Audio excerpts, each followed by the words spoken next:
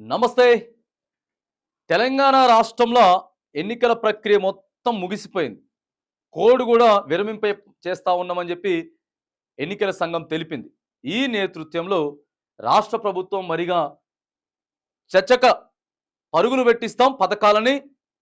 తర్వాత ఇక ఈ రోజు నుంచెల్లే మొదలు పెడతా ఉన్నామని చెప్పి కొన్ని పథకాలు ఇస్తా ఉన్నది. మరి దానికి సంబంధించిన వార్త చూద్దాం. తెలంగాణ ప్రజలకు గుడ్ న్యూస్. వాళ్ళందరికీ ఈ రోజు నుంచే ఆ స్కీమ్ అమలట. తెలంగాణ రాష్ట్ర ప్రజలకు రేవంత్ రెడ్డి సర్కార్ గుడ్ న్యూస్ వినిపించింది. రాష్ట్రంలో 200 యూనిట్ల వరకు కరెంటు వాడుకున్న వినియోగదారులందరికీ గృహజ్యోతి పథకం కింద ఉచిత కరెంట్ అందించనున్నట్టు ప్రభుత్వం ప్రకటించిన విషయం తెలిసిందే. ఇప్పటికే ఈ పథకాన్ని ప్రభుత్వం ప్రారంభించగా ఎన్నికల కోడ్ రావడంతో చాలా మందికి జీరో కరెంటు బిల్లులు జారీ కాలేదు. ఈ రోజుతో ఎన్నికల కోడ్ ముగియడంతో దరఖాస్తు చేసుకున్న వారిలో అర్హులకు జీరో కరెంటు బిల్లులు ఇవ్వనున్నట్లు ఇక మంత్రి పొంగులేటి శ్రీనివాసరెడ్డి చెప్పిండు. ఇక ఈయననే పొంగులేటి శ్రీనివాసరెడ్డి గారు అంటే లోక్సభ ఎన్నికలకు కోడ్ ముగియడంతో తెలంగాణ ప్రజలకు గుడ్ న్యూస్ వినిపించారు మంత్రి పొంగులేటి శ్రీనివాసరెడ్డి. కాంగ్రెస్ ప్రభుత్వం అమలు చేస్తున్న గృహజ్యోతి పథకానికి దరఖాస్తులు చేస్తున్న వారిలో అర్హులైన వారందరికీ ఈ రోజు నుంచే లబ్ధి చేకూరనుందట మంత్రి శ్రీనివాసరెడ్డి చెప్పిర్రు.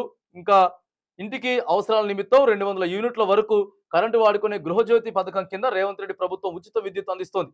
ఈ పథకాన్ని రాష్ట్రంలోని పలు జిల్లాల్లో ఫిబ్రవరి 27న సీఎం రేవంత్ రెడ్డి ప్రారంభించగా ఉమ్మడి మహబూబ్నగర్ జిల్లా, రంగారెడ్డి జిల్లాలో స్థానిక సంస్థల ఎమ్మెల్సీ కోడ్, సార్వత్రిక ఎన్నికల కోడ్ కారణంగా ఈ స్కీమ్ అమల్లోకి రాలేదు.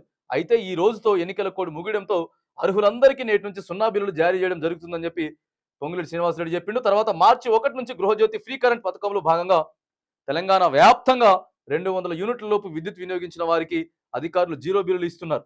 తెలంగాణ రాష్ట్ర వ్యాప్తంగా తొలి విడతలో 39.9 లక్షల మందిని అర్హులుగా ప్రకటించగా అందులో 10 లక్షలకు పైగా వినియోగదారులకు జీరో కరెంటు బిల్లు జారీ అయినాయట. మరిగా కొన్ని ఎన్నికల కోడ్ ఉందని చెప్పి కొన్ని జిల్లాలలో మేము దాన్ని ప్రవేశపెట్టలేదు. ఇప్పుడు ఖచ్చితంగా అందరూ కూడా దానికి మరి ఎవరెవరైతే అర్హత ఉన్నారో వాళ్ళందరికీ కూడా ఇస్తామని చెప్తా ఉన్నారు.